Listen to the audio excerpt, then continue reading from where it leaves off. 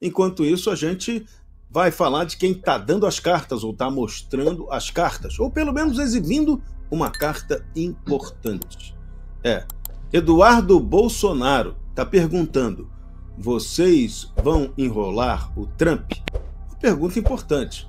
Eduardo Bolsonaro mostrou uma carta do presidente norte-americano a Jair Bolsonaro após a divulgação da data do julgamento, dando um recado às autoridades brasileiras. Trump chamou Bolsonaro de 38º presidente do Brasil e expressou preocupação com a perseguição antes da prisão domiciliar. Está achando, mas não pode, né? E isso é um perigo para o Brasil.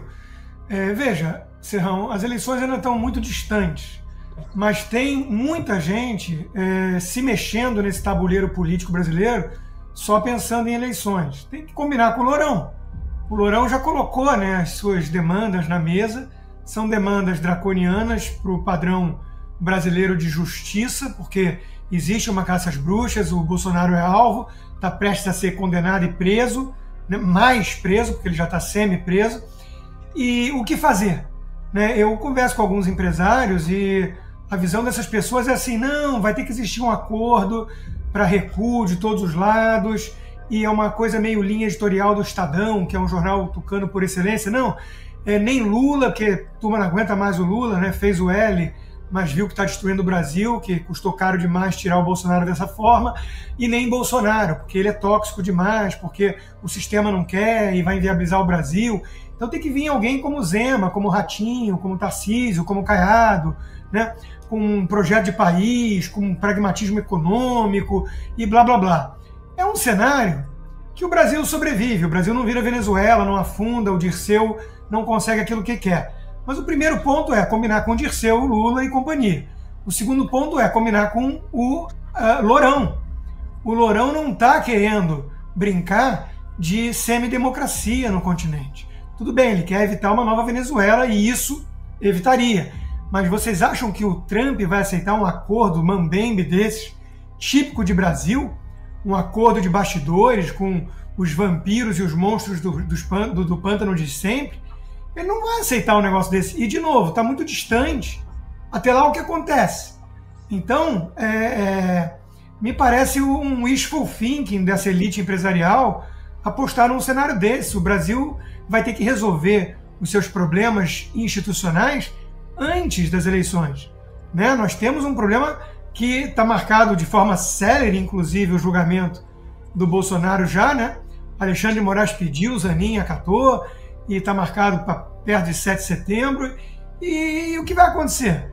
Vão condenar o Bolsonaro sem nenhum embasamento para poder prendê-lo, e o Trump vai fazer o quê? Vai cruzar os braços?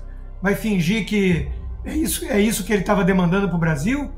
Não vai, ele já disse que não é uma eleição legítima, pode não ser uma eleição reconhecida pelos Estados Unidos se não tiver o Bolsonaro no ballot, nas urnas. Então nós estamos vivendo uma situação que nós vamos falar depois do Flávio Dino também. Nós estamos vivendo situações no Brasil muito inusitadas e acelerando em direção à incerteza, acelerando em direção a algum desfecho que vença a turma da Venezuela ou que vença a turma do Trump. Eduardo Bolsonaro, citando essa carta do Trump, disse que é melhor agir antes que seja tarde demais e falou num ultimato que Trump deu: libertem Bolsonaro ou enfrentem um colapso econômico total. Qual poderia ser o nível desse colapso? É para levar a sério esse papo de Donald Trump, né? Estar aqui. Bom, eu não sou a pessoa mais indicada para falar de colapsos econômicos com duas pessoas que são entendidas no assunto, como o Rodrigo e o Faca aqui. Mas eu queria dizer uma coisa que me parece importante nisso tudo. Eu acho, e eu gostei demais do comentário do Rodrigo Constantino, pelo seguinte: eu tenho a impressão que todo o sistema no Brasil não entendeu ainda o que está acontecendo. O problema não é o Brasil. O problema é que o Trump está atacando a América Latina, e o problema da América Latina com uma violência que é de ir às raízes do problema. Ou seja, vejam hoje o Christopher Landau, o que ele diz para o Diosdado Cabello. Leiam só aquilo e entendam o que está acontecendo.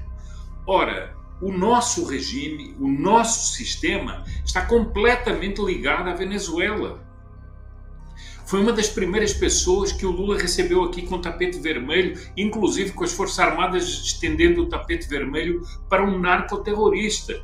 E o Trump está decidido a acabar com isso, como parece estar decidido a acabar com Cuba. Então o problema do Supremo, o problema do sistema político, o problema disso tudo não se restringe ao Brasil. E esse negocinho de Centrão, criar um acordo para deixar no fundo Supremo como está, deixar tudo, eu vou até dizer uma coisa mais puxada. Eles querem deixar o sistema todo como está, inclusive o crime organizado.